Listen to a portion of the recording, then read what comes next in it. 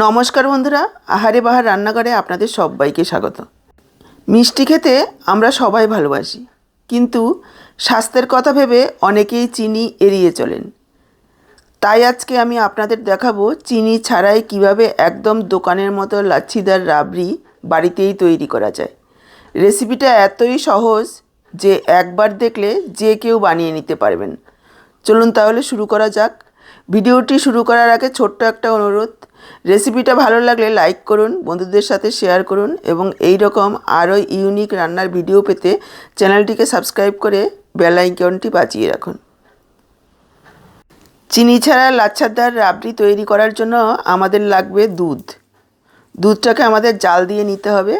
তার জন্য দেখুন গ্যাস অন করে কড়াই বসিয়ে নিয়েছি আর কড়াতে দিয়ে দিলাম একটু জল। এতে করে দুধটা আর কড়াতে লেগে যাবে না। এবার দেখুন দিয়ে দিলাম দুধ। এখানে আমি 1.5 লিটার দুধ নিয়েছি। এটা আমি ফুল ক্রিম দুধ নিয়েছি, আপনারা চাইলে গরুর দুধ দিয়েও এটা করতে পারবেন। দুধটাকে প্রথমে আমাদের জাল দিয়ে নিতে হবে। দেখুন দুধটা উতলাতে শুরু করেছে। যখন দুধটা এইভাবে ফুটে উঠবে তখন উপর থেকে সরগুলোকে এইভাবে সরাতে হবে। তবে এখানে 1.5 লিটার দুধ নিয়েছি। দুধটা যখন উপরের দিকে সরটা উঠবে সাথে সাথেই কিন্তু এইভাবে আটকে যাবে না। উতলানোর পরও মোটামুটি আপনাকে 3-4 মিনিট অপেক্ষা করতে হবে। যখন সরটা মোটা হবে তখন গ্যাসের ফ্লেমটাকে মিডিয়ামে রেখে এইভাবে টানবেন, দেখবেন আস্তে করে কড়াইয়ের গায়ে লেগে যাচ্ছে। যতক্ষণ দুধটা একেবারে পাতলা থাকবে ততক্ষণ পর্যন্ত সরটা কড়াইয়ের গায়ে লাগানো যাবে না। দুধটা যখন একটু ঘন হয়ে উঠবে, মোটামুটি 1.5 লিটার দুধ যখন অর্ধেকটা পরিমাণ 750 ml হবে তখন সরগুলো কড়াইয়ের গায়ে আটকে যাবে। যখন সরগুলো একটু মোটা হবে, আসলে রাবড়ি বানানো একটু সময়ের ব্যাপার। আপনারা চাইলে রান্না করার সময় সাইডে রেখেও করতে পারেন। মোটামুটি 1 ঘন্টা সময় তো লাগবেই। দুধটা ভালোভাবে ফুটে যাওয়ার পর মিডিয়াম ফ্লেমে রেখে করতে হবে।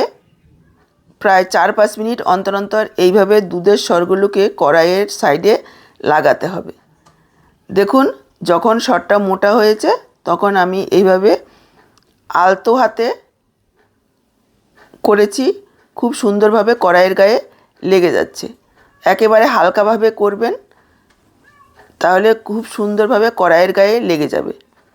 এবার 4-5 মিনিট অন্তর অন্তর এইভাবে একটু টান দেবেন আর এইভাবে সরগুলো উঠিয়ে নিতে হবে যতক্ষণ পর্যন্ত দুধগুলো একেবারে ঘন না হয়ে আসছে।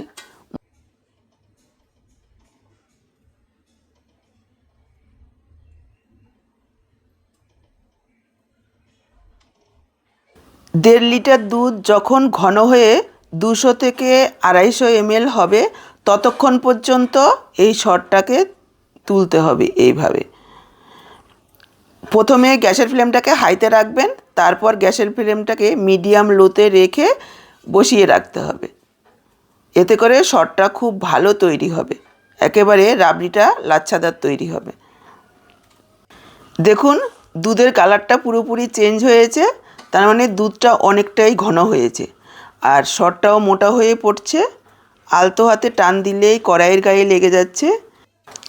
আপনারা যখন করবেন এভাবেই আলতো হাতে করবেন, খুব বেশি তাড়াহুড়ো করলে কিন্তু হবে না। এটাই হচ্ছে রাবড়ির আসল টেক্সচার বা দানা তৈরি করবে।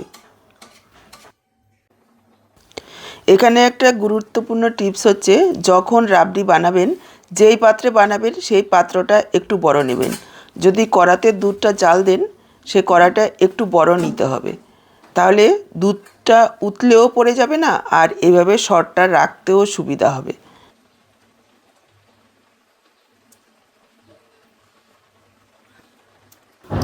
দেখুন যতটা সম্ভব রাবড়ি আমি তৈরি করে নিয়েছি।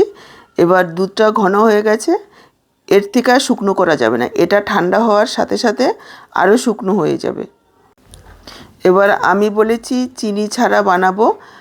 যারা একেবারে মিষ্টি খাবেন না তারা এভাবেই খেতে পারেন। দুধ জাল দিয়ে ঘন করলে এমনিতেই একটু মিষ্টি হয়ে যায়। এভাবে খেতেও ভীষণই ভালো লাগবে। তবে যারা একটু মিষ্টি খেতে ভালোবাসেন, আসল স্বাদটা আনার জন্য রাবড়ির আমি একটু গুড় যোগ করে দিচ্ছি। এটা খেজুরের গুড় অল্প পরিমাণেই দিতে হবে। চাইলে কেউ এখানে চিনিও যোগ করতে পারেন যারা মিষ্টি খেতে ভালোবাসেন। আবার চাইলে কেউ ন্যাচারাল মিষ্টি যেমন খেজুর বেটেও যোগ করা যাবে।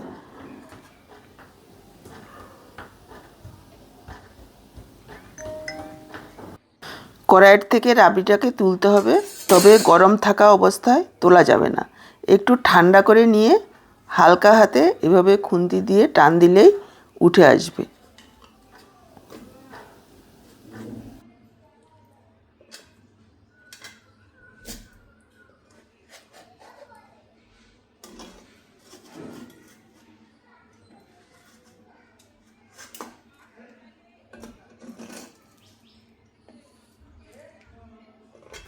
ব্যাস তৈরি হয়ে গেল আমাদের স্পেশাল চিনি ছাড়া রাবড়ি।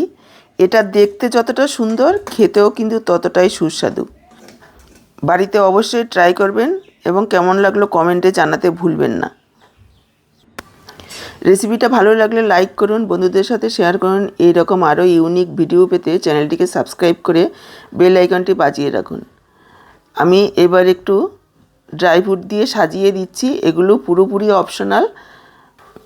একটু ড্রাই ফ্রুট মিশিয়ে নিলে দেখতেও ভালো লাগবে, খেতেও ভালো লাগবে, কিন্তু ড্রাই ফ্রুট ছাড়াও। আজ তাহলে এখানেই বিদায় নিচ্ছি। আবার দেখা হবে নতুন কোনো রেসিপির সাথে। সবাই ভালো থাকবেন, সুস্থ থাকবেন।